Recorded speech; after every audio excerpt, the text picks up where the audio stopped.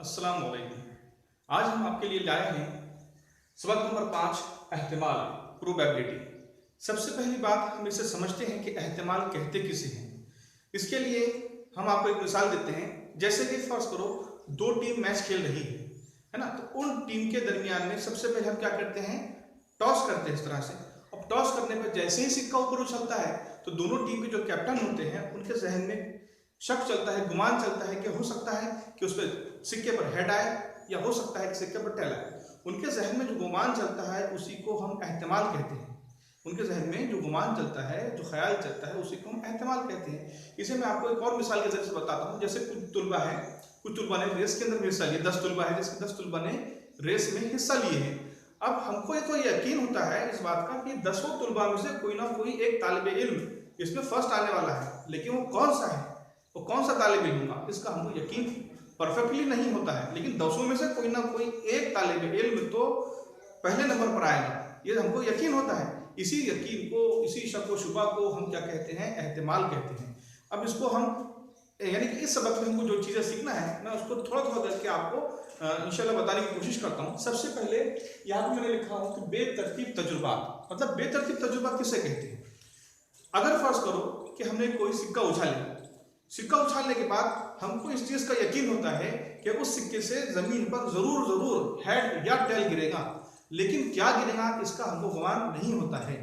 तो इसी चीज को क्या कहते हैं, हम बेतरतीब तजुर्बा कहते हैं। इस बेतरतीब तजुर्बे के जरिए से हमको दो आउटकम्स मिलते हैं जो हासिल होता है। जैसे कि फर्स्ट पर हमने सिक्का उछाले, सिक्का उछालने के बाद उस जमीन पर हेड गिरेगा या टेल गिरेगा, मतलब इसके अलावा कोई नई चीज तो नहीं गिर सकती। इसी को हम महासिल कहते हैं, आउटकम्स कहते हैं हमारा। तो इसको हमको क्या करना है, इस सबक के अंदर में हमको इसी ताल्लुक से तमाम चीजों को हमको सीखना है। सबसे पहले हम क्या करते हैं, बेतरतीब तजुर्बा क्या है उसे हम समझते हैं। देखिए यहाँ पे हमको लिख के दिया है, जिस तजुर्बे में तमाम एहतिमाली नताइज पहले से ही हमें मालूम होते हैं, मतलब जो तजुर्बे के अंदर में एहतिमाली नताइज हमको पहले से ही मालूम होते हैं, लेकिन इनमें किसी भी नतीजे को यकीनी तौर पर नहीं बताया जा सकता। तमाम नताइज के सही होने का इम्कान मसावी होता है। ऐसे तजुर्बे को हम बेतरतीब तजुर्बा कहते हैं। अब महासिल क्या होते हैं, है ना, बेतरतीब तजुर्बे के नताइज को महासिल कहते हैं। मतलब इस बेतरतीब तजुर्बे से जो नताइज हमको हासिल होते हैं उसे हम महासिल कहते हैं। इस सबक में हम सबसे पहला जो पॉइंट है वो सीखने वाले हैं सिक्का। इस सबक में जो सबसे पहला पॉइंट है वो हम सीखने वाले उस नंबर 1 पर, वो है सिक्का।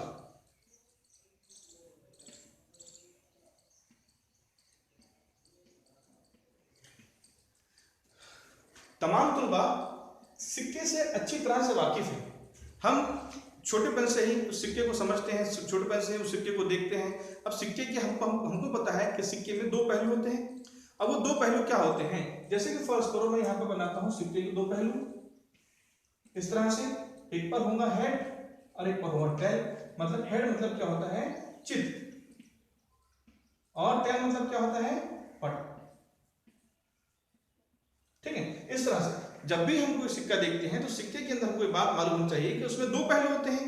वो दो पहलू हेड होगा या टेल होगा, ठीक है, ये दोनों में से होते हैं। अब क्या करते हैं, हम सिक्के को समझते हैं कि अगर हम एक सिक्का उछालते हैं, हम हवा में एक सिक्के को उछालते हैं तो हमको आउटकम्स क्या मिलेंगे, हमको क्या हासिल होगा, तो हम उसको देखते हैं। हम सबसे पहले लिखेंगे नंबर 1 पर पहला पॉइंट हम लिखते हैं इसका, सिक्के का एक सिक्का उछाला गया,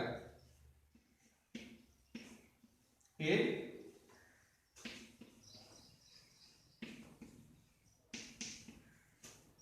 उछाला, ठीक है। अब एक सिक्का अगर हम उछालते हैं तो उस सिक्के के जरिए से हमको महासिल क्या होगा, हमको पता है कि जब हम सिक्का उछालते हैं तो महासिल क्या होता है, हेड होगा या फिर टेल होगा। इस तरह से इसे हम सिक्के के महासिल कहते हैं, ठीक है। इसको हम ऐसा कर्ली ब्रैकेट में लिखेंगे इस सबक में, और इस ब्रैकेट को हम कैपिटल एस से जाहिर करेंगे इस तरह से। अभी जो कैपिटल एस हमने यहाँ पे जाहिर किया गया है इसे कहते हैं नमूना वसत, मतलब इसकी वसत कितनी है, ठीक है। तो इस तरह से इसे क्या कहा गया है, एक सिक्का जब हम उछालते हैं तो उसके जरिए से हासिल होने वाले महासिलात क्या होंगे। जैसे ही हमने एक सिक्का उछाले तो एक सिक्का उछालने पर हमें एक नमूना वसत हासिल हुआ है। इस नमूना वसत में हमको हेड और टेल हमको मिला है। अब फर्ज करो कि हम दो सिक्के उछालते हैं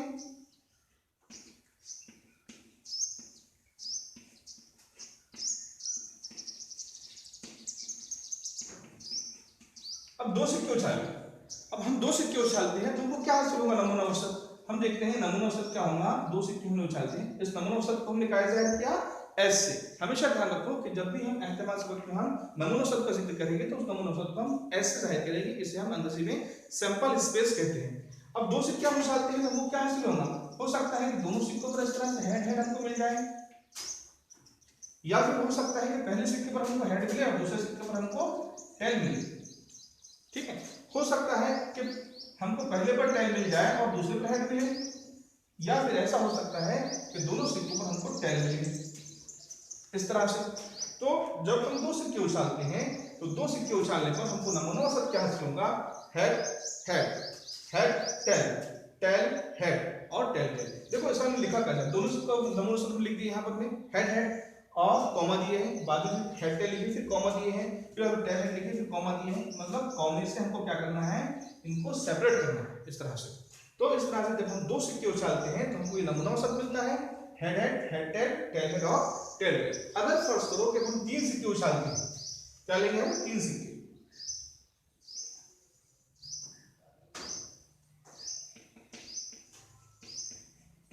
तीन सिक्के उछालेंगे। अब हम तीन सिक्के उछालते हैं तो हमको नमूना औसत क्या हासिल होगा, हम लिखते हैं इसे नमूना औसत को कैपिटल एस इन ब्रैकेट, पहले सिक्के पर तीनों पर भी हेड हेड हेड, ठीक है, इस तरह से तीनों सिक्के पर हेड गिर गया। फिर क्या होगा, दोनों सिक्कों पर हेड होगा पहले और लास्ट वाले सिक्के उस पर टेल आ जाएगा, इस तरह से। ऐसा हो सकता है, या फिर पहले पर हेड दूसरे पर टेल और तीसरे पर हेड हो, ठीक है, या फिर ऐसा हो सकता है कि पहले पर टेल हो और दोनों सिक्कों पर इस तरह से हेड हो, या फिर ऐसा हो सकता है कि पहले दो सिक्कों पर टेल हो और तीसरे पर हेड हो, या फिर ऐसा हो सकता है कि पहले पर टेल दूसरे पर हेड हो और तीसरे पर टेल हो, या फिर ऐसा हो सकता है कि पहले सिक्के पर हेड हो और बाद के दोनों सिक्कों पर टेल हो, या फिर ऐसा हो सकता है कि तीनों सिक्कों पर क्या हो, सॉरी टेल टेल टेल हो, तीनों सिक्कों पर क्या हो, इस तरह से टेल हो, ठीक है, इस तरह से। तो इस तरह से हम उसका तीन सिक्कों का नमूना औसत हम हासिल कर सकते हैं। जब तीन सिक्के हम उछालते हैं या बैकलॉग तीन सिक्के उछाल रहे हैं या फिर एक ही सिक्के को तीन मरतबा उछालते हैं तो हमको यह हासिल होगा नमूना औसत S in bracket head head head head head tail head tail head tail head head tail tail head tail head tail और हेड टेल टेल या फिर टेल टेल टेल। अब देखो उसको हमको याद कैसे रखना है। अक्सर करके क्या होता है, बच्चे इस टर्म्स को भूल जाते हैं और गलती कर देते हैं इसको लिखने में। तो हमको क्या करना है, देखो यहाँ पे हमने क्या किया, तीनों भी हेड हेड हेड, मतलब तीनों भी हमने हेड लिए यहाँ पर में। अब यहाँ पर फर्स्ट टाइम क्या हुआ, टेल को इंट्रोड्यूस हमने यहाँ पे किया, फिर टेल क्या हो गया, सेंटर में आ गया, टेल स्टार्ट में आ गया, इस तरह से बाद में फिर हेड। अब यहाँ पे दो टेल हो गए हैं, ठीक है, और एक टेल आया, फिर टेल हेड को फिर हमने क्या किया, सेंटर में लिए, फिर हेड को फर्स्ट में लिए और हेड को यहाँ से गायब कर दिया, इस तरह से। तो इस तरह से हमको उसको याद रखना है। जब भी हम सिक्कों का जिक्र करेंगे सबक में तो हमको ये तीनों टर्म्स, ये तीनों टर्मिनोलॉजीज हमको मालूम होना जरूरी है। अब हम क्या करते हैं, हम थोड़ा सा आगे बढ़ते हैं। हम जानते हैं कि सिक्के में दो पहलू होते हैं। अब दो पहलू होते हैं, इस तरह से हमको पता है कि सिक्के में दो पहलू हैं। अब हमको ये पता था कि जब हमने एक सिक्का उछाले तो उसके नमूना औसत में जो तादाद था, उसके जो अरकान थे, इस तरह से हेड और टेल हमको मिले हैं, मतलब दो अरकान मिले थे। जब हमने वहां देखे कि दो सिक्के उछाले गए थे तो हमको पता था कि head head head tail tail head और टेल टेल, इस तरह से चार अरकान मिले थे। इसके बाद में हमने तीन सिक्के उछाले तो उसमें हमको कितने अरकान मिले थे, ऐसे 8 अरकान मिले थे। ये किस बेस पर होता है, तुमको देखना है कि यहाँ पर किस बेस पर होता है।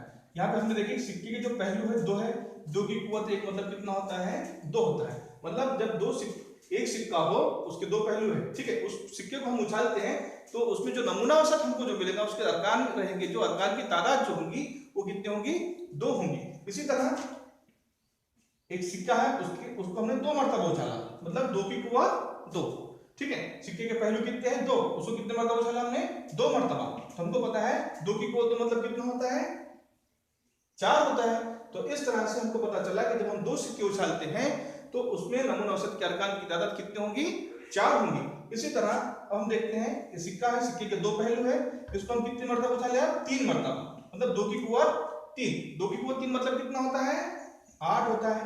ठीक है। तो इस तरह से हम इसके अरकान की तादाद को हासिल कर सकते हैं। इसी तरह फर्ज करो हमने 4 सिक्के लिए और 4 सिक्कों को हमको उछालना है। कितनी मतलब 4 सिक्के उछाले हमने, ठीक है। सिक्के के 2 पहलू हैं, 4 मरतबा उसको उछाला गया, तो कितना हो जाएगा बताइए अब आप लोग, कितना हो जाएगा? Very good, 16। इस तरह से तो मतलब 2 की पावर 4 मतलब कितना हो गया? 16। तो इस तरह से हम इनके अरकान की तादाद को हासिल कर सकते हैं। चलिए अब हम बढ़ते हैं हमारे अगले टॉपिक की तरफ, पासे। उसे क्या कहेंगे हम? पासा। तो तमाम तलबा ने पासा देखा है। पासा मतलब लूडो, किस तरह से डाइस, जिसे हम अंग्रेजी में डाइस कहते हैं। अब पासा सभी तलबा ने देखा है, ठीक है। अब हम क्या कर सकते हैं, हमको पता है कि हमने पासा उछाला, तो पासा उछालने पे हमारे आउटकम्स मतलब हासिलात हमको क्या हासिल होंगे, है ना।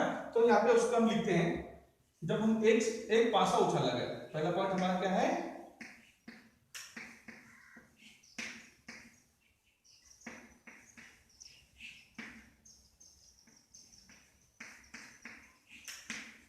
एक पासा उछाला गया, तो नंबर क्या होगा उसका?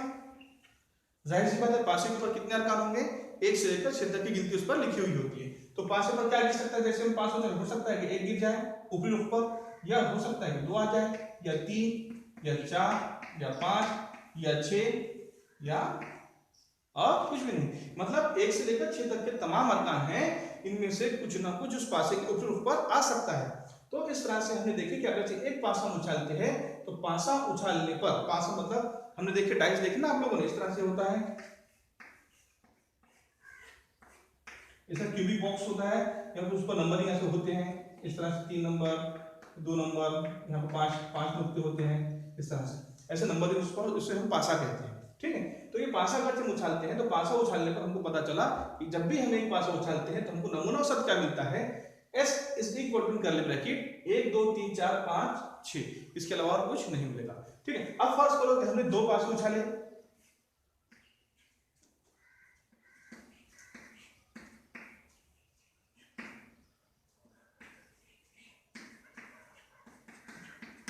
दो पासे उछाले गए। अब 2 पासे हम उछालते हैं तो हमको क्या हासिल होगा?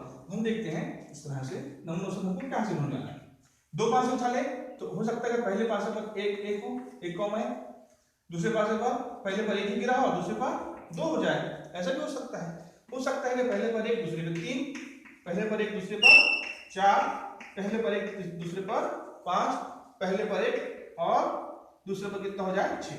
इस तरह से पहले पासे पर 1 1 1 2 1 3 1 4 1 5 इस तरह से गिर सकता है। हो सकता है कि पहले पासे पर 2 गिर जाए और दूसरे पासे पर 1 गिरे, ऐसा भी हो सकता है। फिर 2 2 हो जाएगा, 2 3 हो जाएगा, इस तरह से यहाँ पे 2 4 हो जाएगा, इसके बाद 2 5 हो जाएगा, इसके बाद 2 6 हो जाएगा। हो सकता है कि पहले पासे में 3 गिर जाए, फिर 3 1 फिर 3 2 3 3 3 4 3 5 या फिर 3 6, ऐसा हो सकता है। हो सकता है कि पहले पासे में 4 गिर जाए तो 4 मिलेगा हमको, 4 2 4 3 4 4 4 5 या फिर 4 6, ठीक है, इस तरह से। या फिर हो सकता है कि पहले पासे पर 5 हो तो 5 1 5 2 5 3 या 5 4 या 5 5 या 5 6, इस तरह से। हो सकता है कि पहले पासे पर 6 गिर जाए तो और दूसरे पासे पर देखो तो 5 1 6 1, इसी तरह 6 2 6 3 6 4 6 5 और 6 6। तो इस तरह से हमको इसके अरकान मिल सकते हैं। मतलब पहले पास 1 से शुरू हुआ है और लास्ट वाले पास क्या हो सकता है? 6 6 तक कैसा गिर सकता है। तो ये तमाम अरकान जो इसमें हासिल हुए हैं, कितने अरकान होंगे टोटल? ये इसको हम गिनते हैं तो 6 और 6 से 1 2 3 4 5 6 6 से कितना हो गया? 36। मतलब इसमें अरकान की तादाद कितनी हो गई है? 36। तो जब भी हम कोई नमूना औसत देखते हैं और उसके अरकान की तादाद को हमको जाहिर करना हो तो उसके अरकान की तादाद को नंबर ऑफ एस से जाहिर करेंगे हम। कैसे? एन ऑफ एस, यानी कि नंबर ऑफ एस। अब कितने अरकान होंगे इसमें? एन ऑफ एस मतलब कितना हो गया? 36, ठीक है। अब हम इसको हासिल कैसे करें? जैसे कि हम सिक्कों के हमने हासिल किए थे, सिक्कों के हमने देखे थे कि 2 रुख होते हैं, 2 की कुव्वत 1 बार उछाला गया, 2 की कुव्वत 2 मतलब 2 बार उछाला गया। इसी तरह इस पासे में कितने पहलू होंगे? कितने रुख होंगे? 6 रुख होते हैं। और इस 6 रुख मतलब देखो ये 6 रो है, ठीक है। अब 6 की कुआ देख मतलब एक बार उछाला गया, 6 की कुआ 2 मतलब 2 बार उछाला गया, 6 की कुआ 3 मतलब 3 बार उछाला गया, है ना। तो एक बार उछाला गया 6 की कुआ देख मतलब कितना होता है 6, 2 बार उछाला गया, देखिए 2 बार उछाला गया 6 की कुआ 2 मतलब कितना होता है 36, 3 बार उछाला गया मतलब 6 की कुआ 3 मतलब कितना होता है 216। तो इस तरह से हमको अरकान हासिल होंगे। जब भी हमको पासे का जिक्र हमारे सामने आता है इस सबक में, तो हमको ये ध्यान में आना चाहिए कि अगर एक मरतबा उछाला गया तो उसके नमूना वसत के अरकान की तादाद 6 होंगी, 2 मरतबा उछाला गया तो उसके नमूना वसत जो है उसके अरकान की तादाद 36 होंगी, 3 मरतबा उछाला गया तो उसके नमूना वसत के अरकान की तादाद 216 होगी। ये हम इस तरह से निकालते हैं। ये क्या होगा हमारे उसका पहलू, मतलब इस पासे के पहलू हो गए। कितने पहलू मतलब कितने रुख है उसके 6 रुख है। इसी तरह 6 की कुआ देख मतलब 6 होता है, 6 की कुआ 2 मतलब 36 और 6 की कुआ 3 मतलब 216। इस तरह हम आगे वैसा निकाल सकते हैं, ठीक है। तो ये था हमारा पासा। चलिए इसके बाद हम चलते हैं ताश की गड्डी पर। तो चलिए हम यहाँ पर ताश की गड्डी को समझते हैं। ताश की गड्डी के अंदर में कुल 52 पत्ते होते हैं। ताश की गड्डी आपने देखी होंगी। ताश की गड्डी में कुल 52 पत्ते होते हैं। ये 52 पत्ते 2 रंगों पर डिपेंड होते हैं, जिसमें सुर्ख रंग है जिसमें 26 पत्ते होते हैं सुर्ख रंग के, और सियाह रंग है, सियाह रंग के भी 26 पत्ते होते हैं, मतलब 2 रंगों पर डिपेंड है ये। इसी तरह सुर्ख रंग के जो पत्ते हैं ये 2 कबीलों पर डिपेंड है, जिसमें पान के पत्ते मतलब पान वाला कबीला और ईंट के पत्ते मतलब ईंट वाला कबीला। तो ये पान के पत्ते भी 13 होते हैं और ईंट के पत्ते भी कितने होते हैं 13। इसी तरह सियाह रंग का जो कबीला है ये भी दो उस पर डिपेंड है, मतलब हुकुम वाले पत्ते, और 2 कबीलों पर डिपेंड है। हुकुम वाले पत्ते ये 13 होते हैं और चिड़िया वाले पत्ते, चिड़िया वाले पत्ते ये भी 13 होते हैं। तो इस तरह से ताश की गड्डी में कुल इतने पत्ते होते हैं जो कि अलग अलग रंगों पर या फिर अलग अलग कबीलों पर डिपेंड होते हैं। अगर जिसमें हमको सवाल ये पूछा जाता है कि ताश की गड्डी में सियाह रंग के कबीले कितने होंगे, तो हम बताएंगे ताश की गड्डी के अंदर सियाह रंग के कबीले 2 है। ताश की गड्डी के अंदर में लाल रंग के कबीले कितने, लाल रंग के कबीले कितने 2 है। ताश की गड्डी में सियाह रंग के कबीलों में हुक्म वाले पत्तों की तादाद कितनी है, हुक्म वाले पत्तों की तादाद 13 है, चिड़िया वाले पत्तों की तादाद 13 है, ईंट के पत्तों की तादाद 13 है और पान के पत्तों की तादाद 13 है। मतलब हर कबीले में 13 फट होंगे। तो इस 13 फट में 13 1 13, 13 2 26, 13 3 40 और 13 4 52, मतलब कुल 52 पत्ते यहाँ पर हो गए। अब हर कबीले का एक्सप्लेनेशन कैसा होगा, मतलब 1 से लेकर हर कबीले की क्या होगा 1 2 3 4 5 6 7 8 9 10, मतलब 1 से लेकर 10 तक जो पत्ते हैं वो नंबरी पत्ते होते हैं। और 10 के बाद में 11 पत्ता जो होता है वो होगा जे, मतलब जोकर, और 12 पत्ता क्यू, और लास्ट में होगा की, ठीक है। तो इस तरह से पहला पत्ता क्या होगा 1 से लेकर 10 तक का ये नंबरी पत्ते होते हैं। और इसी तरह जो बाकी जो 3 पत्ते होते हैं ये तस्वीरी पत्ते होते हैं। हर कबीले का यही सिस्टम होता है। इस कबीले में भी 1 से लेकर 10 तक नंबरी पत्ते होंगे और लास्ट में जो 3 पत्ते होंगे वो तस्वीरी पत्ते होंगे, जिसपे जे क्यू और के होता है। मतलब जे मतलब जोकर, क्यू मतलब क्वीन और के मतलब किंग, इस तरह। इसी तरह डायमंड मतलब ईंट के पत्तों में भी अगर हम देखते हैं, ईंट के कबीले में भी हम देखते हैं, तो इस कबीले में भी 1 से लेकर 10 तक नंबरी पत्ते होंगे और 3 तस्वीरी पत्ते होंगे। सेम इसी तरह इस चिड़िया वाले पत्ते के अंदर भी हम देखते हैं 1 से लेकर 10 तक का नंबरी पत्ते और 3 पत्ते जो होंगे वो तस्वीरी पत्ते होंगे। इसी तरह इसमें भी होंगे। अब हम क्या कर सकते हैं, हमको सवाल पूछा जा सकता है कि इस ताश की गड्डी में कुल तस्वीरी पत्ते कितने होंगे। तो हमारे जहन में ये बात आनी चाहिए कि एक कबीले में 3 तस्वीरी पत्ते होते हैं, तो चारों कबीलों में तस्वीरी पत्ते कितने हो जाएंगे 3 × 4, मतलब कितना हो गया 4 × 12 हो जाएंगे, मतलब कितने हो जाएंगे 12 तस्वीरी पत्ते हमारे पास में मौजूद है कुल। इसी तरह आपसे सवाल ये पूछा गया कि ईंट वाले कबीले में कुल तस्वीरी पत्ते कितने, तो आपका जवाब क्या होना चाहिए, हमको पता है कि हर कबीले में 3 तस्वीरी पत्ते होते हैं, मतलब ईंट वाला कबीला पूछा तो इसमें भी कितने तस्वीरी पत्ते होंगे 3 तस्वीरी पत्ते होंगे। तो इस तरह से इसके एक्सप्लेनेशन को हमको याद रखना है, जो कि सवाल हल करने में हमको, जिससे हमको क्या होगा सवाल हल करने में आसानी हो जाएगी, ठीक है। उम्मीद करता हूं कि ये तमाम चीजें आपने अच्छी तरह से याद में रखी होंगी। सिक्का, उसके बाद पासा और ताश की गड्डी, ये तीनों चीजें इस वक्त में एकदम मेन है। इनके बेसिस पर, मतलब जो इसका हमने बेसिक हमने यहाँ पर देखे हैं, उस बेसिक की बुनियाद पर हमको तमाम मशक़ें हल करना है। अगर ये चीजों को आप अच्छी तरह से ध्यान में रखते हैं तो उम्मीद करता हूं कि तमाम मशक़ें आपको बहुत ही आसान जाएगी।